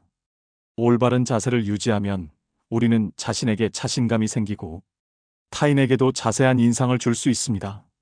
이는 인간관계의 상호작용과 커뮤니케이션에 긍정적인 영향을 미치게 됩니다. 또 바른 자세는 근육과 관절에도 긍정적인 영향을 미치는데요. 올바른 자세를 유지하면 부상의 위험을 줄일 수 있고 근력과 유연성을 향상시키는 데 도움이 됩니다. 두 번째는 비싼 옷이나 유행보다는 내 체형에 어울리는 옷 입기입니다. 외적 매력이 있는 사람들은 모두가 특출나게 아름답고 잘생겼다기보다는 자신에게 어울리는 스타일을 스스로 잘 알고 상황이나 장소에 맞게 꾸미는 능력을 갖추고 있습니다. 즉, 자신의 신체적 단점을 보완할 줄 압니다. 사실 몸매가 좋은 사람은 어떤 옷을 입든 태가 나지요. 하지만 모든 사람이 몸매가 좋은 건 아닙니다. 다리가 짧을 수 있고 뱃살이 많을 수도 있습니다. 이런 모습들이 단점이라고 생각되면 옷을 통해 시선을 분산시키면 됩니다. 다리가 짧다면 티를 바지에 넣어 입으면 되고, 뱃살이 많다면 밝은 색의 티보다는 검은색 티셔츠가 도움이 됩니다. 세 번째는 모발 관리입니다. 나이가 들면서 심각한 고민거리 중 하나입니다. 하지만 머리숱은 유전이라고 생각하고 관리를 전혀 안 하시는 분들이 있습니다. 3단같이 검고 숱이 많던 머리카락이 세월이 흐르면서 자꾸 빠지고 윤기가 사라져가는 건 안타까운 일입니다. 하지만 나이가 들어도 탄력 있고 숱이 많은 모발을 유지하는 분들을 우리 주위에서 볼 수가 있습니다. 나이 들어서도 건강한 모발을 유지하려면 어떻게 해야 할까요? 머리숱을 많게 만드는 방법의 하나는 올바른 머리 감기 방법입니다. 탈모를 예방하려면 두피가 깨끗해야 합니다. 미세먼지, 노폐물, 두피 각질이 모공을 막으면 가려움증, 두피 피부염이 생길 수 있고 머리카락이 많이 빠질 수 있습니다. 따라서 하루 동안 쌓인 노폐물을 제거하기 위해 저녁에 머리를 감는 것이 좋습니다. 머리숱을 많게 만드는 음식으로는 달걀, 연어, 호두, 두부, 검은콩, 해조류, 제철, 과일 등이 있습니다. 사람의 외모에서 머리는 약 70%를 차지하는 매우 중요한 부분입니다. 건강하고 아름다운 머릿결은 우리의 자신감을 높여주고 매력을 더해줍니다. 그러나 많은 사람이 피부 관리에는 열심이지만 두피 관리를 소홀히 하는 경우가 많습니다. 노년기에도 젊고 건강한 모발을 유지하려면 젊어서부터 꾸준히 모발을 관리해주는 습관이 필요합니다. 네 번째는 채취 관리입니다. 나이가 들어가면서 짙어지는 채취 때문에 고민하시는 분들이 많습니다. 흔히 노인 냄새, 호라비 냄새라고 부르기도 합니다. 진정한 외모 관리는 시각적 모습뿐만 아니라 향기까지 관리하는 데 있습니다. 자신의 채취를 알고 그에 맞는 관리법을 선택할 수 있는데요. 노년기에는 땀의 분비가 상대적으로 적고 실내 활동이 많아 의외로 매일 샤워를 하는 것을 꺼리는 경우가 있습니다. 하지만 노인 채취는 땀샘의 피지와 연관이 있기 때문에 특히 피부가 접히기 쉬운 부분을 청결하게 유지하는 게 좋습니다. 이를 위해 매일 샤워하는 것을 권장하고 의류를 주기적으로 세탁해주는 것도 좋은 방안입니다. 또 적당한 햇볕 쬐기는 살균 효과가 있어 노인 냄새 완화에도 도움이 됩니다. 햇볕에 적정 시간 노출하면 비타민 D 합성을 촉진하는 효과를 얻을 수 있습니다. 입이 마르면 구강 내 세균이 증가해서 구취가 나고 잇몸 건강에도 악영향을 미칩니다. 정기적인 치과 진료와 식사 후에는 양치를 꼭 하셔서 치아 건강에도 신경 쓰셔야 합니다. 눈이 크고 코가 얼마나 오똑한지, 얼굴형이 계란형인지, 몸매가 말랐는지 글래머스한지, 이런 것들은 젊을 때나 중요하게 생각하는 외적 요소입니다. 그러나 나이가 들어갈수록 그 세부적인 비중이 줄어들고 사람의 전반적인 이미지를 결정하는 이 네 가지만 남게 됩니다. 오늘부터 꼭 실천하셔서 노후의 외모 관리에 도움이 되셨으면 좋겠습니다. 오늘의 영상 어떠셨나요? 외모를 망가뜨리는 가장 쉬운 방법은 편한 대로 행동하는 것이라는 말이 있습니다. 모든 외모 관리는 결국 매 순간 자신의 행동을 선택하려는 의지와 노력으로 완성됩니다. 매 순간 올바른 선택을 하고 마음먹은 일을 내일로 미루지 않는다면 우리의 외모는 반드시 긍정적으로 변할 것입니다. 외모의 변화를 원한다면 이제부터 매 순간 나의 행동을 주의 깊게 지켜보길 바랍니다. 요즘에는 잘생기거나 예쁜 사람이 성격도 좋다는 얘기를 많이 합니다. 그만큼 성숙하고 훌륭한 내면을 가진 사람들은 외형에도 꾸준히 신경을 씁니다. 그들 모두가 특출나게 아름답고 잘생겼다기보다는 자신에게 어울리는 스타일을 스스로 잘 알고 상황이나 장소에 맞게 꾸미는 능력을 갖추고 있습니다. 나이 들수록 외모 관리는 선택이 아닌 필수입니다. 외모에 신경 쓰는 것은 자신감을 높이고 건강을 유지하며 사회적 관계를 형성하고 유지하는 데 도움이 됩니다. 한창 돈을 모아야 하는 젊은 시절에는 외모 관리가 중요한 요소가 아닐 수도 있습니다. 젊음의 가난은 고난이지만 노년의 가난은 재난이라고 합니다. 한 푼이라도 돈이 나를 위해 일하는 시스템을 만들기 위해 젊을 때는 타인의 눈치를 보지 않고 옷 한 벌 사지 않으면서 꼬지람을 감내할 수도 있습니다. 그러나 중장년에 접어들면서 앞으로 인생의 여정이 길어질수록 외모의 평가로부터 자유로울 수 없지요. 물론 이것들은 하루아침에 달성할 수 있는 것들이 아닙니다. 시간과 노력이 필요하며 이것들이 쌓여 나의 외모 경쟁력을 높여주는 것이겠죠. 외모만으로만 편한 삶을 살 수는 없지만 내 삶의 질을 높여주는 건 확실합니다. 인생은 결과가 아닙니다. 나의 하루가 쌓여 한 달이 되고 1년이 되듯 하루하루 살아가는 과정 자체가 삶인 것입니다. 여러분의 삶은 어떠신가요? 현재의 모습에 대한 자각과 아름다워지겠다는 결심, 그리고 순간순간 작은 행동의 변화만으로 분명 잃어버린 매력을 되찾을 수 있습니다. 옷은 굉장히 중요한 겁니다. 이 사람이 어떤 옷을 입고 있느냐는 이 사람이 어떤 위치에 있는가도 보여주고 이 사람의 정신세계도 보입니다. 너무 화려하게 귀걸이를 막 4, 5개씩 하고 머리를 제대로 잘 빗지도 않고 정돈되지 않은 상태로 입었다면 이 사람은 치매가 의심이 될 수도 있는 거고요. 옷을 잘 입는다는 건 비싼 옷, 대단한 옷, 디자이너가 한 옷 이런 옷을 입는 게 아니고요. 중년의 옷을 그럼 어떻게 입어야 되냐? 나이 들수록 행동을 조심해야 하는 이유. 우리가 중년이라고 하면 과거에는 한 35살에서 한 60세까지 이야기를 했다면 지금은 보통 한 40살에서 70세, 더 길게는 뭐 75세까지 본다 이렇게 넓게 보는 분위기이기 때문에 중년이라고 하는 나이에 대한 기본적인 스펙트럼이 매우 넓다고 생각하시면 돼요. 그럼 나이로 사는가? 전 나이로 산다고 생각하지 않습니다. 사람은 역할로 살아요. 50, 60, 70이 넘었는데도 자기가 어떤 역할을 해야 되는지 잘 알지 못하고 나이에 맞지 않게 욕을 하기도 하고요. 삶을 보더라도 존경스럽지 않고 너무 유아적인 형태, 이기적인 형태를 보이는 경우도 있거든요. 이런 경우는 나이가 많다 그래서 우리가 지혜롭지 않은 것처럼 동시에 나이가 많다 그래서 이 사람이 진짜 나이값을 하는 건 아니에요. 오히려 이 사람이 어떤 역할을 하느냐에 따라서 이 사람에게 우리는 이분은 정말 어른이다. 이분은 정말 나이값을 하신다. 결국 우리가 생각하는 중년의 나이는 엄밀히 말하자면 나이에 구속되는 것이 아니라 역할에 훨씬 더 집중해야 된다라고 생각을 하고 그게 바로 중년의 나이다 생각합니다.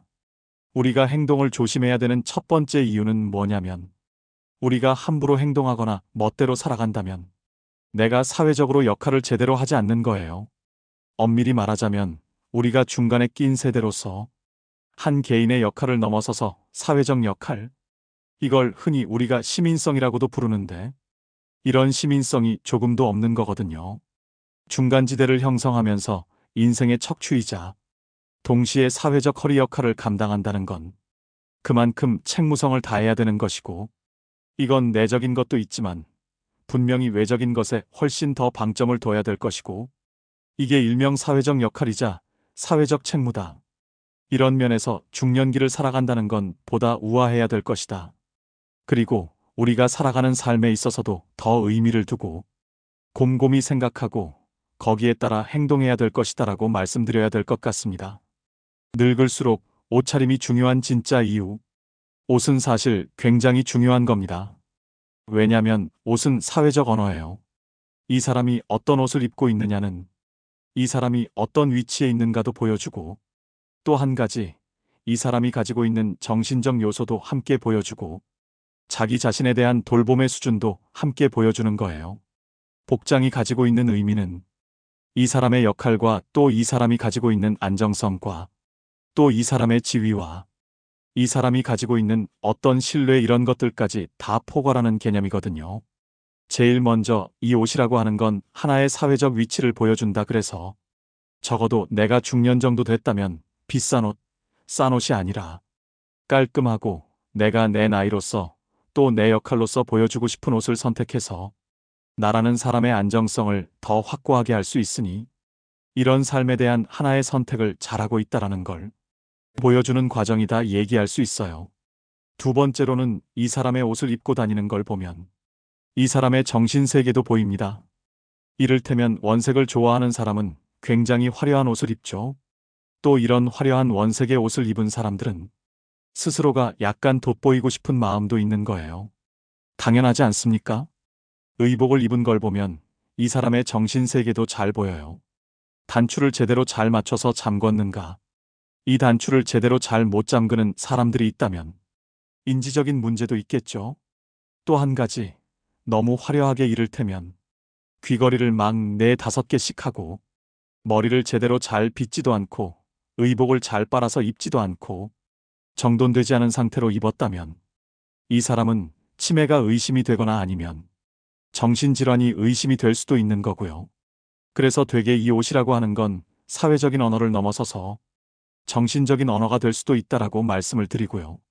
세 번째로는 옷을 잘 입는다는 건 비싼 옷, 대단한 옷, 디자이너가 한 옷 이런 옷을 입는 게 아니고요.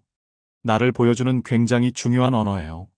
장례가 나면 상복을 입습니다. 결혼식을 하면 웨딩드레스 입거나 아니면 턱시도 같은 걸 입으면서 의례라는 걸 보여주죠.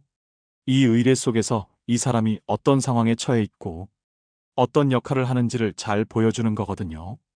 우리가 나이 들어서 옷을 적절하게 입고 또 때에 맞춰 입고 또 내 역할에 맞춰 입는다는 건 뭘 얘기하냐면 내 스스로가 나를 돌볼 능력이 있다는 거예요.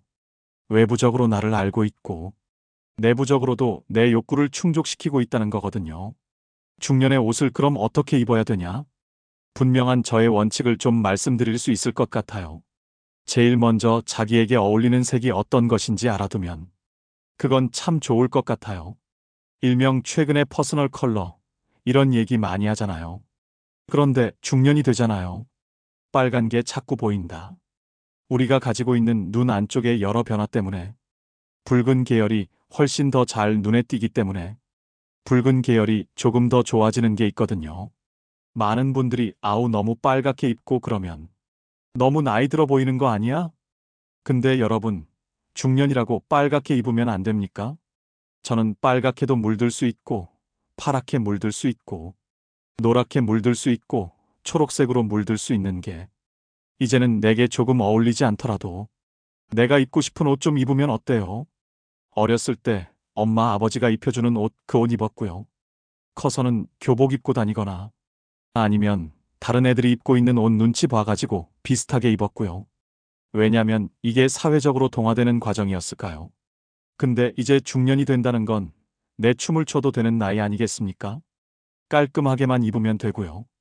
중년이 되면서 눈도 잘 안 보이고요. 흰머리도 자꾸 나서 염색도 해야 되고요. 허리도 자꾸 굽어지고 조금만 걸어도 다리도 아프고 밖에 나갈 일들도 많지 않아요. 그럼 어떡해? 추워서 못 나가고 더워서 못 나가고 이래서 못 나가고 저래서 못 나가고 옷은 언제 입습니까? 입을 시간도 또 많지 않아요. 그래서 어떻게 저는 집에 있는 옷 있는 대로 열심히 입자. 또 내 색깔 좀 맞지 않더라도 좀 입어보자. 또 다른 사람들이 뭐 아우 너는 뭐 왜 이런 색을 입었냐? 그거는 그들 생각이고요. 이제는 내가 입고 싶은 옷 입고 하고 싶은 거 하고 살아도 전 괜찮다고 생각합니다. 또 이제 점점점 나이가 들어가면서 55세 넘어가고 60세에 넘어가고 그러면 중년 시기에 요실금 같은 것도 올 수가 있어요. 나도 모르는 냄새가 계속 날 수도 있기 때문에 목욕도 자주 하고요. 세탁도 좀 자주 하되 대신에 깔끔하게. 그리고 집에 다림이 하나씩 있으시죠? 기왕이면 좀 다려서 입고. 이런 요소들이 다 뭐냐면 나를 돌보는 과정이에요. 나를 어떻게 잘 돌보는가가 다른 사람도 나를 돌보게 하는 하나의 기준이 돼요. 어떤 사람이 자기를 굉장히 아끼는 사람이 있잖아요. 그러면 다른 사람도 이 사람을 함부로 하지 못해요. 아유 유난스러워하면서도 이 사람에 대한 기준은 기본적으로 높아지는 겁니다. 깔끔한 사람에겐 다른 사람도 깔끔하게 대해요. 그러니 오늘 옷장 한번 열어보셨으면 좋겠습니다. 2년, 3년 이상 안 입은 옷 있으면 그냥 버리시고요. 대신에 나는 이 옷 좋아. 그리고 이 옷은 꼭 한번 입어보고 싶었어. 근데 살짝 부끄러웠어. 오늘 입어보세요. 괜찮습니다.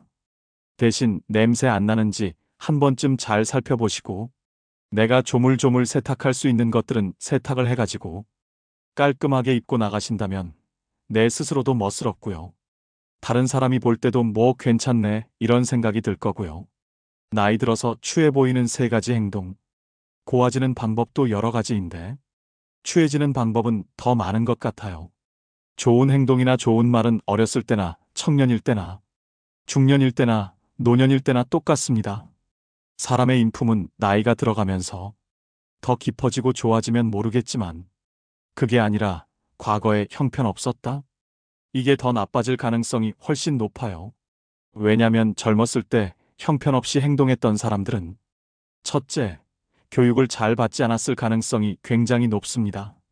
두 번째, 막무가내로 살았기 때문에 누구도 그 사람에게 조언을 안 해주었을 가능성이 굉장히 높아요. 그리고 나이가 들어가면서 자존심은 점점 더 세지니까 마음대로 되지 않는 이 삶을 억지로 통제하기 위해서 더 강하게 행동했을 가능성이 대단히 높습니다. 그러니 나이가 들면 들수록 그 사람은 더 형편없는 삶을 살게 되겠죠. 안타까운 일이에요. 중년 시기 살아가면서 형편없는 행동을 하는 사람들이 있습니다. 제일 먼저 아무 말이나 욕설 섞어서 하는 사람들이 있어요. 우리가 중년이 돼서 아주 형편없는 말을 한다면 이전에 살았던 좋은 것들이 한 번에 다 날아가 버리는 거고 또 이 사람이 가지고 있는 그 인품이 아무리 좋게 표현하려고 하더라도 욕 한마디로 다 형편없이 오해받을 수 있는 거거든요. 특별히 욕하는 사람들 중에서도 가족에게 욕하는 사람들이 있죠. 배우자에게 욕하고 자식들에게 함부로 욕하고 상욕을 아무렇지도 않게 한 사람들이 있습니다. 저는 감히 말씀드려요. 이분들 인격이 제로라고 저 생각을 합니다. 다른 사람에게 욕하는 것도 정말 나쁜 일이에요. 그런데 가족에게 욕하는 거는 최악입니다. 나랑 수도 없는 세월을 여기까지 함께 살아왔던 사람이에요. 또 내 아이는 나의 유전자를 가지고 그 생명의 모든 과정을 내가 봤던 사람입니다.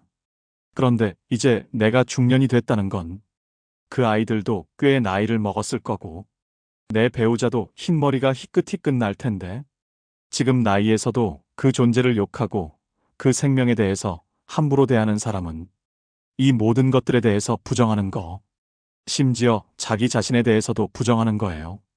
이건 비극을 넘어서서 정말 형편없는 일이고요. 내가 지금이라도 변경했으면 좋겠습니다. 지금이라도 달라졌으면 좋겠어요. 왜냐면 우리의 새치현은 언제든 또 다른 걸 선택할 수 있거든요. 내가 욕을 할 수 있지만 욕을 할 수 있다는 얘기는 욕을 안 할 수도 있다는 거예요. 그런데 기꺼이 지금 이 나이에도 욕을 한다? 스스로에게 지속적으로 똥을 먹이는 것과 똑같습니다. 이제 그 나이에 그 사람의 혀를 누가 통제할 수 있겠어요? 아무도 통제할 수 없습니다.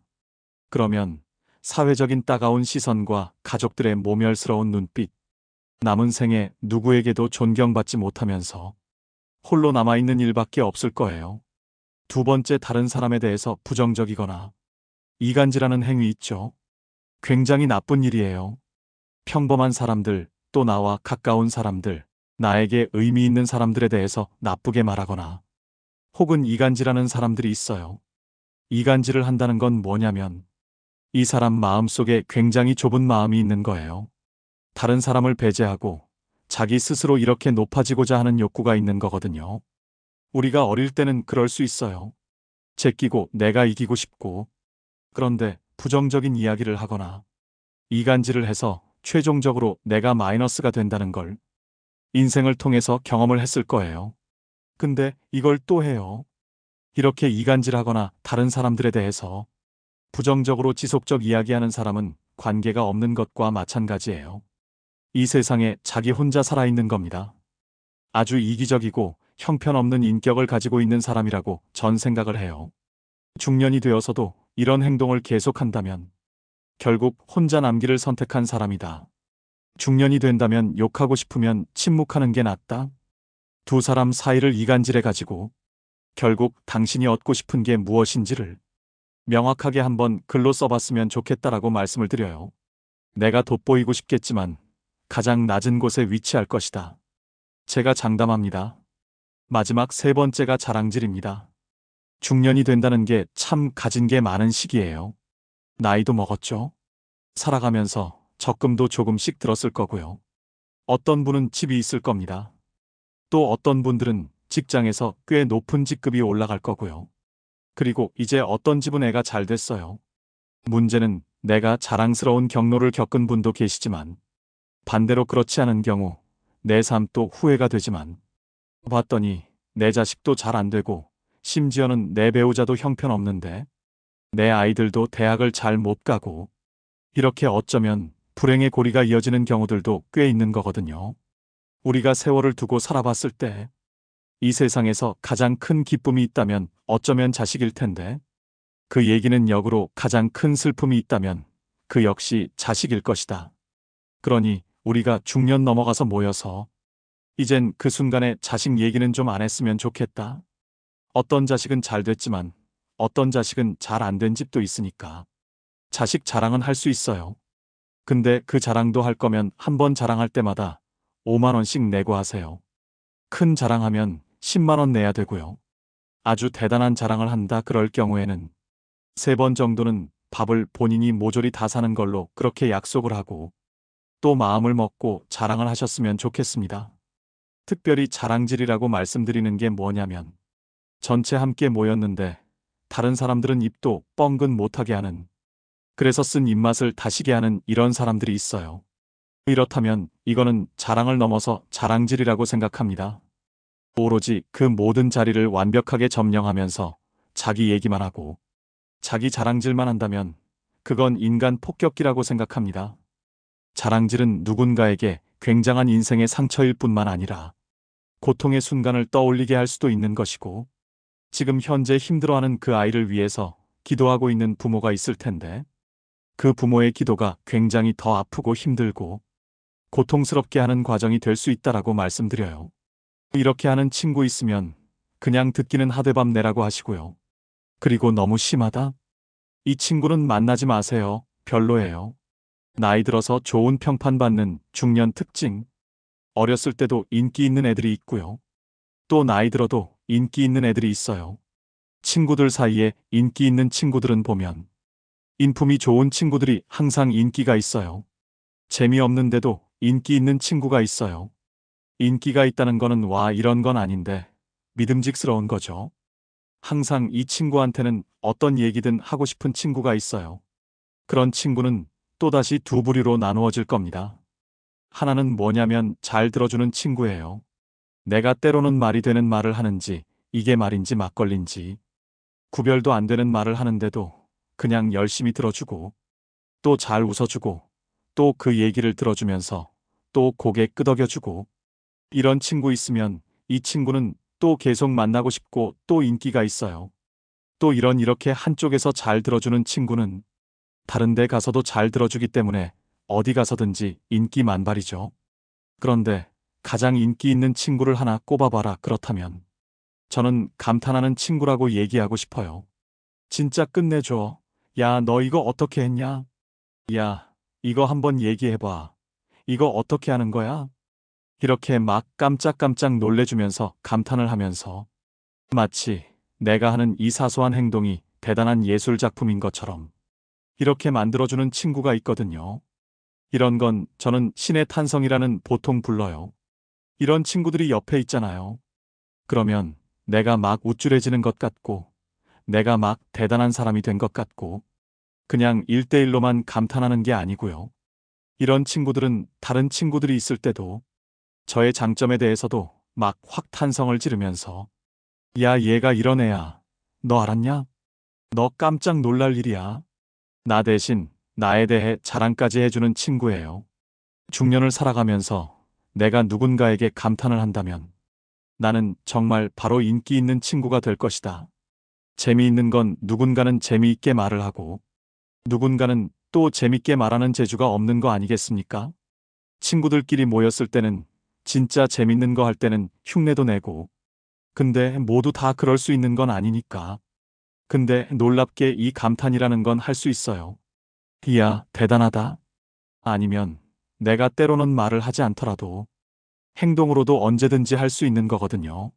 아니면 눈으로도 할 수요. 눈을 크게 뜨거나 아니면 탄성으로라도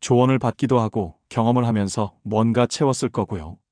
이기적이기도 했지만 살아가면서 깎이기도 하고 욕도 좀 먹어가면서 보다 덜 이기적인 사람이 되고요. 다른 사람에 대해서 어떻게 공감하는지 몰랐지만 눈으로 보기도 하고 머릿속에 생각하기도 하고 또 배워보기도 하고 의도하기도 하면서 공감의 말을 하기도 하고요. 때로는 내가 부족하긴 하지만 내 부족을 경험하면서 다른 사람에게 나눠줄 줄도 알고요. 이런 것들이 다 태어나면서 우리가 기질로 가지고 있는 것이 아니라 성장하면서 때로는 내가 성격이라고 구축이 되는 부분이기도 하고 동시에 다른 공동체원들 곧 다른 친구들이나 다른 함께 살아가는 사람들과 살아가면서 일종의 모양이 만들어진 거거든요. 그렇게 우린 세월의 값을 어쩌면 우린 나이 값이라고 할 텐데 그 결과물로 적어도 우리가 50이 됐어, 60이 됐어, 70이 됐어, 80이 됐어 그 나이를 먹어가면서 사람은 흔히 말하는 어른다움이라는 걸 갖추게 되는 거잖아요. 그래서 자기 이익이 눈앞에 있더라도 그래도 다른 사람이 어려운 상황에 있다면 어느 정도는 양보할 줄도 알고 다른 사람에게 이렇게 직사포로 쏠 수도 있겠지만 조금 더 부드러운 말로 그 사람의 마음을 좀 배려하면서 살펴주는 게 있다면 그리고 이 사람에게 당장 필요한 것이 어떤 것인지 안다면 잠깐 기다려서 이 사람을 도울 방법을 좀 찾는다는 것. 내가 당장 이걸 하고 싶다 하더라도 기다릴 줄 아는 지혜를 갖고 있는 이런 요소들은 어쩌면 세월을 통해서 치른 값이라서 어른은 반드시 나의 값으로 삶을 치렀기 때문에 생겨난 결과이자 열매일 거라고 생각을 합니다. 나이 들고 가장 추잡해 보이는 행동 3가지. 추잡해 보이는 행동은 많죠. 그건 나이가 들지 않아도 어려도 추잡해 보이는 게 있고 나이 들어도 추잡해 보이는 게 있는데 어렸을 때는 추잡해 보이는 행동을 한다 하더라도 나이 들면서 이게 추잡하다는 걸 알고 내가 좋은 선택을 해서 덜 추잡하거나 추잡하지 않도록 그렇게 살아갈 수 있는데 그럼에도 불구하고 멀쩡해 보이는 사람이 왜 이럴까 싶은 상황에 있을 때 우린 이걸 추잡해 보인다라고 할 텐데 나이 들면서 적어도 이런 건 좀 추잡해 보인다. 좀 좋지 않아 보인다라고 말씀드릴 수 있는 행동이 3가지입니다. 하나는 자랑질, 또 하나 이간질, 3번째 지적질이에요.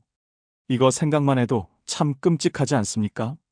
우리가 같은 또래들이 모여 있고 또 나보다 힘든 사람들이 있는데 그 가운데 온통 자기 자랑으로 도배를 하는 사람들이 있어요.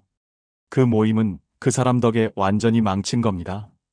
그리고 그 사람 별로 보고 싶지 않죠? 왜냐면 다른 사람에게 자기의 삶을 드러내거나 자기의 삶을 얘기할 기회를 주지 않는 거예요. 그거는 적절치도 않고 어쩌면 굉장히 유아적인 행태라고 보시면 될 것 같아요. 나이 값을 못하는 거고 더군다나 눈총을 받기에 아주 딱입니다. 그런데 이 사람이 자랑질을 하는데 매번 자랑질할 때마다 밥도 사고요. 돈도 내고요.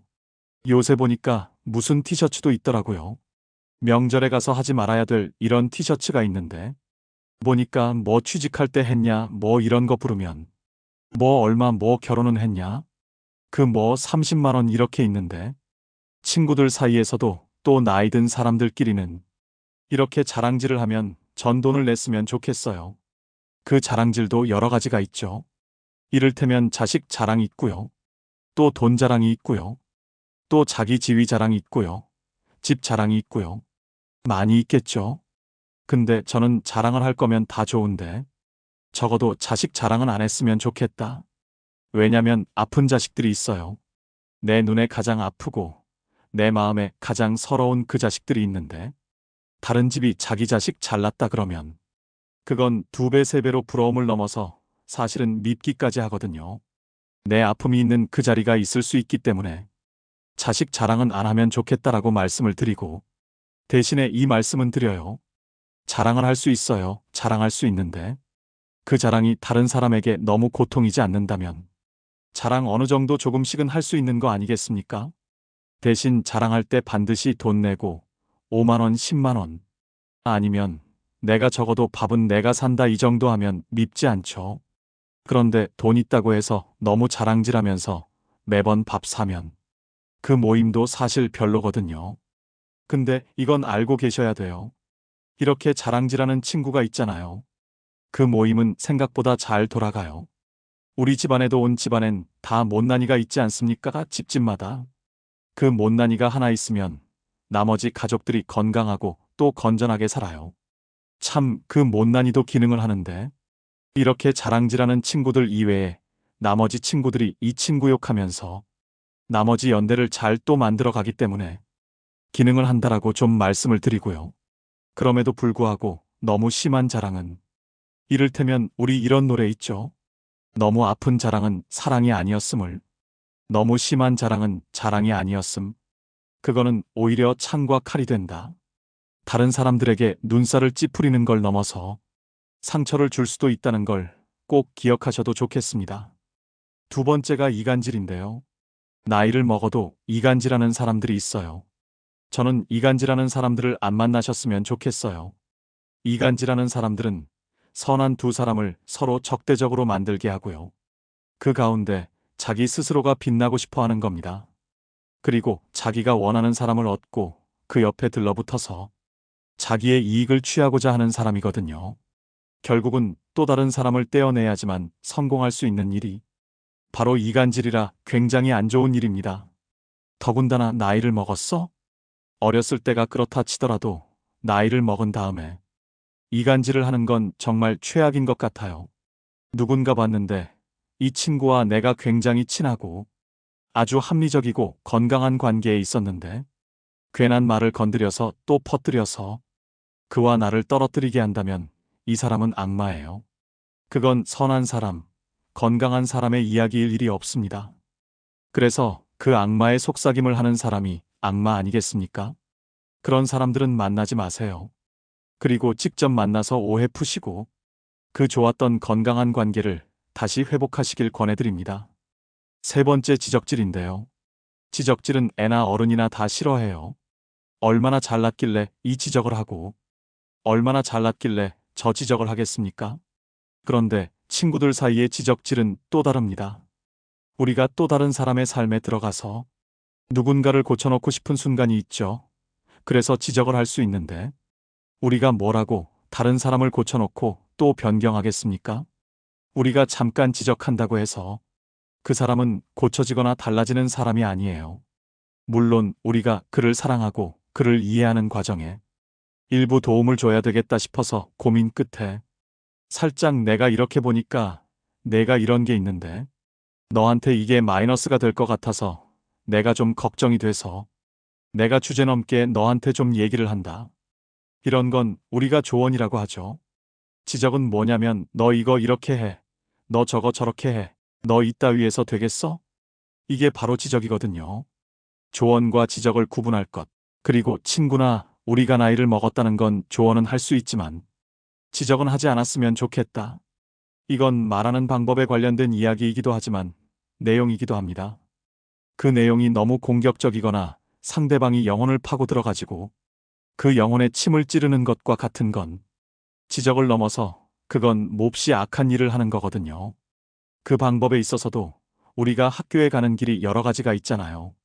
직선으로 갈 수도 있고 돌아갈 수도 있고 뭐 가게방에 들려서 갈 수도 있고 문구점 들려서 갈 수도 있고 방법이 다양한데 꼭 지적이란 방법밖에 쓸 수 없었다면 이 사람은 인간관계 능력이 현저하게 떨어지고요.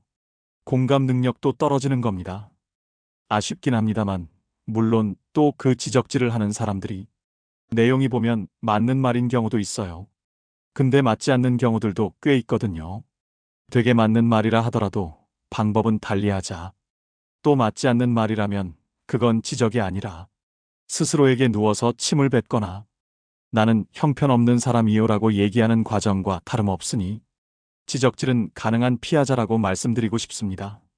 노년기 부부관계를 망치는 최악의 한마디. 부부의 관계의 최악의 말은 아주 간단합니다. 무시하는 말이에요. 무시한다는 건 단순히 어떤 한 의견을 틀렸다라고 얘기하는 것이 아니고요. 그 사람 인생 전반이 마치 무의미하다는 것이, 마치 그 사람의 삶에 모든 것이 다 형편없는 것처럼 삶 자체를 무시하는 경우를 얘기하는 건데요. 그럴 때는 이를테면 당신이 해온 게 뭐가 있어?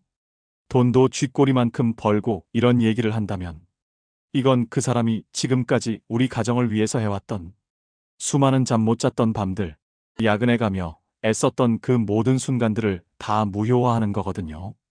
그의 공로를 무시하는 것 최악이고요. 또 남편이 또 아내에게 당신 애를 이따위로 키운 거야? 얘기하시는 분들 계시거든요. 잠 못 자고 아이들 젖 먹이고 그가 할 수 있는 최선을 다해서 아이들을 키운 겁니다. 그런데 우리가 자식이 마음대로 됩니까? 그렇게 되지 않거든요. 그의 생애를 바쳐 그 수많은 시간들을 보낸 것들을 아무것도 없다라고 말을 하는 것만큼 슬픈 일은 없습니다. 이런 것들 다 무시하는 거고요. 또 한 가지 그의 가족을 무시하는 경우들이 있습니다. 일명 우리가 원가족에 대한 무시죠. 이를테면 남편의 시가 쪽을, 아내의 처가 쪽을 무시한다면 그 문화 속에서 성장한 내 아내를 무시하는 것과 다름없고요. 그 문화 속에 성장한 남편을 무시하는 것과 다름없습니다. 나의 근원과 그 뿌리가 때로는 이 사람이 멀쩡해도 그 가문, 가족이 형편없는 경우들도 있어요. 그러나 그것과 내 배우자는 분리해야 될 거고요. 또 그 가문이 좋아도 내 배우자가 형편없는 경우도 있거든요. 이런 경우도 비교하는 건 별로입니다.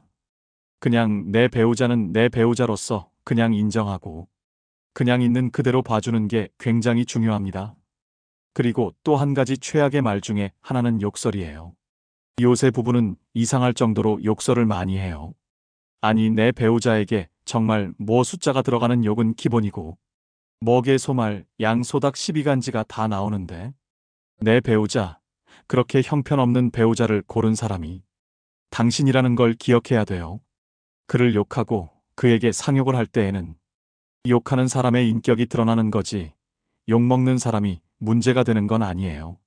지적을 하더라도 어떤 이야기를 하더라도 욕부터 나온다. 그렇다면 내 스스로가 내가 함께 사는 사람보다 더 형편없는 사람이라는 걸 기억하고 이렇게 형편없는 사람과 살아주는 그 사람에게 오히려 고마워야 될 거라고 전 생각을 합니다. 욕설은 무조건 금물이에요. 무시는 그 사람의 인생 전체를 파고들어서 상대방을 공격하게 하는 아주 불행한 선택이 무시라면 욕설은 스스로를 맨바닥까지 또 밑바닥까지 떨어뜨리는 최악의 순간이라고 생각하시면 좋을 것 같습니다. 노년의 좋은 인간관계를 잡는 사람 특징. 친구가 많은 사람들은 기본적으로 잘 퍼주는 사람들이에요. 관대한 사람들이고요. 내가 그 사람을 허용하니까 그 사람들이 내 옆에 있는 거거든요. 친구 많은 사람들은 기본적으로 이 사람이 가지고 있는 무시할 수 없는 한 가지를 가지고 있는 사람이다라고 보시면 될 것 같습니다. 재미가 있거나 돈이 있거나 아니면 따뜻하거나 아니면 친구들을 잘 챙기거나 혹은 겸손하거나 그래서 관계의 기본 조건을 가지고 있는 사람들은 친구가 많을 수밖에 없어요. 대신에 친구가 별로 없는 사람도 있습니다. 이런 사람들은 몇 가지 특징이 있죠. 첫 번째로는 게으르거나 왜냐면 친구 사귀는 것도 부지런해야 되거든요. 아니면 공감 능력이 없거나 아니면 상처를 많이 받은 사람이거나 아니면 그냥 난 원래부터 혼자 있는 게 편해 이런 사람들도 있고요. 꼭 친구가 많다 그래서 좋은 것만은 아니고 또 친구가 적다 그래서 나쁜 것만은 아니지만 적절한 인간관계 능력은 이 친구를 보여주는 것이 아니라 자신을 보여주는 것이라는 거 꼭 기억하셔야 됩니다. 또 외로움을 잘 견디는 사람들도 있고 외로움을 잘 견디지 못하는 사람들도 있어요.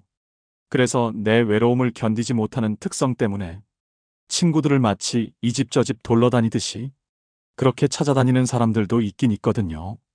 그런 경우라면 한 번쯤 친구를 만났는데도 여전히 친구가 그립고 친구가 없이는 견딜 수가 없고 불안하고 내가 마치 동떨어지고 이 사회의 못난이인 것 같은 생각이 들어서 친구를 찾게 된다면 이때는 친구를 만날 게 아니고요.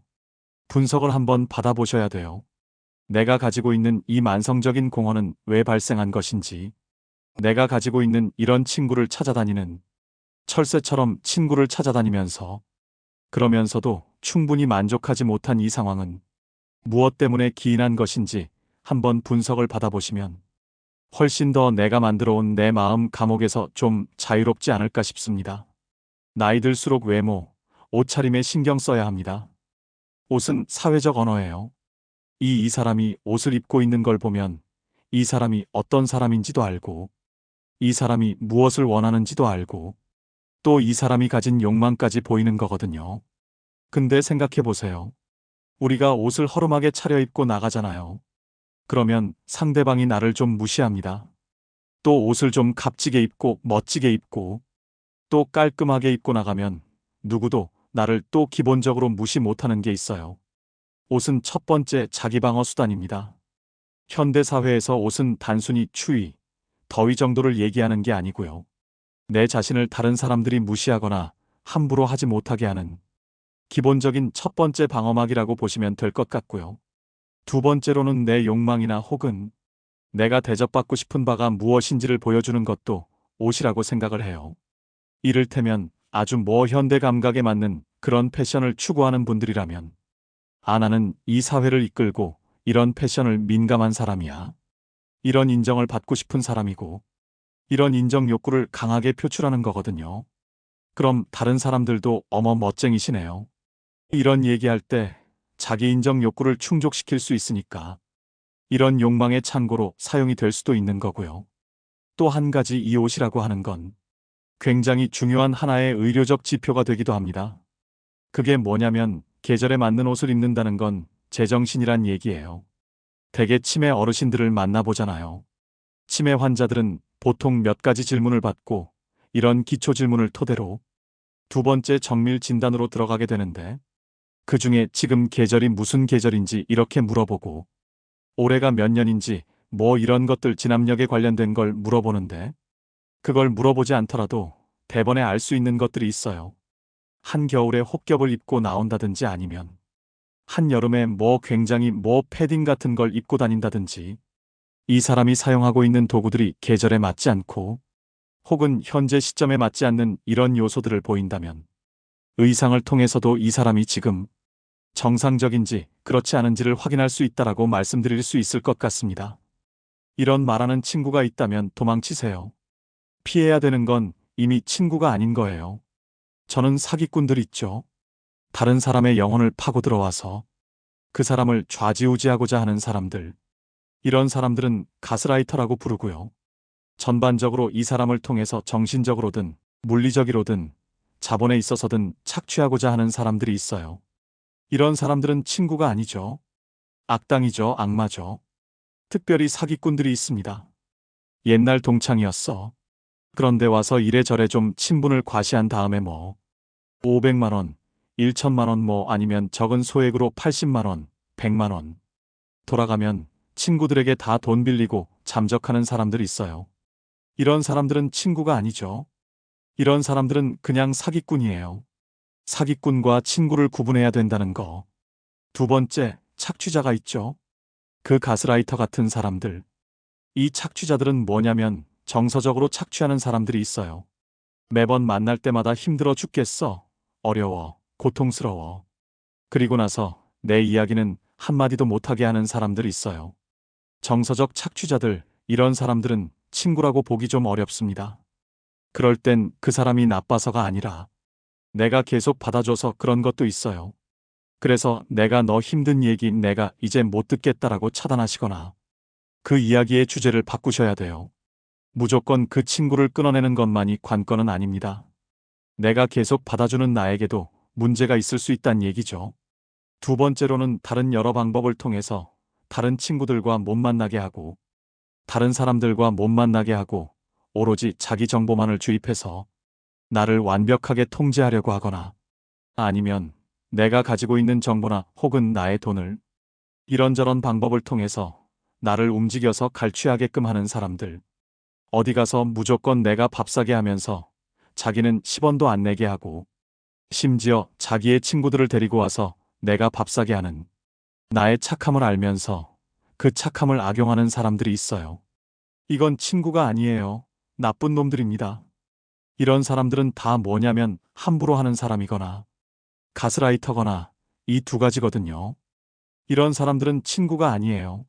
멀리 하시거나 사실 이렇게 당하는 사람들은 멀리 할 수도 없어요. 이 사람들이 찾아오기 때문에 이럴 땐 도망가셔야 됩니다. 연락처도 다 차단하시고요. 만나자 그러면 만나지 마시고요. 이런 사람들은 이미 장악력이 있는 사람들이기 때문에 우린 꼼짝 못하거든요. 피하고 뭐 차단하고 이런 문제가 아니고 도망가셔야 돼요. 방법은 그거밖에 없습니다. 악당과 악마는 무조건 도망가라. 은퇴 이후에 가장 많이 후회하는 것. 우리가 이제 은퇴 이후에 거리 많아요. 은퇴 이후가 마치 지옥과 같습니다. 지옥에 가면 거리 많다는 게 뭐냐면 뭐뭐 할 걸, 뭐뭐 할 걸, 뭐뭐 할 걸 이런 게 많았다면서요. 가장 많이 후회하는 건 가족과 함께 충분히 좋은 시간을 보내지 못했다는 걸 많이 후회하시더라고요.